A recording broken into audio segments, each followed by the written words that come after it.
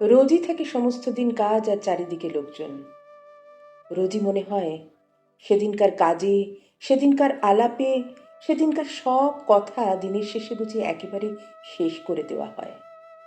ভিতরে কোন কথাটা যে বাকি রয়ে গেল তা বুঝে নেবার সময় পাওয়া যায় না।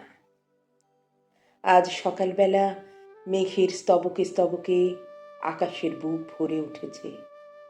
আজও সমস্ত দিনের কাজ আছে সামনে আর লোক আছে চারিদিকে। কিন্তু আজ মনে হচ্ছে ভেতরে যা কিছু আছে বাইরে তা সমস্ত শেষ করে দেওয়া যায় না।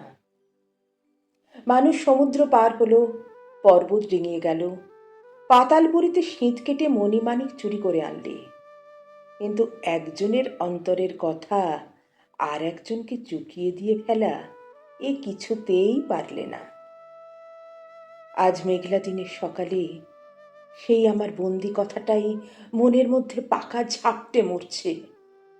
ভিতরের মানুষ বলছে, আমার চিরদিনের সেই আর একজনটি কোথায়, যে আমার হৃদয়ে শ্রাবণ মেঘকে ফতুর করে তার সকল বৃষ্টি কেড়ে নেবে। আজ মেঘলা দিনের সকালে শুনতে পাচ্ছি সেই ভেতরের কথাটা কেবলই বন্ধ দরজার শিকল নাড়ছে।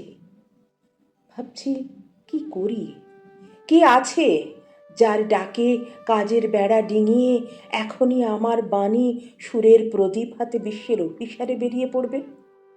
কে আছে যার চোখের একটি ইশারায় আমার সব ছড়ানো ব্যথা এক মুহূর্তে এক আনন্দে গাঁথা হবে আর এক আলোতে জ্বলে উঠবে?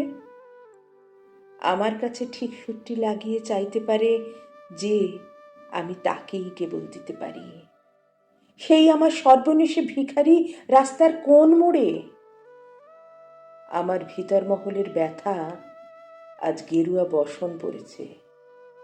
পথে বাহির হতে চায়, সকল কাজের বাহিরের পথে, যে পথ একটি মাত্র সরল তারের এক তারার মতো কোন মনের মানুষের চলায় চলায় বাজছে।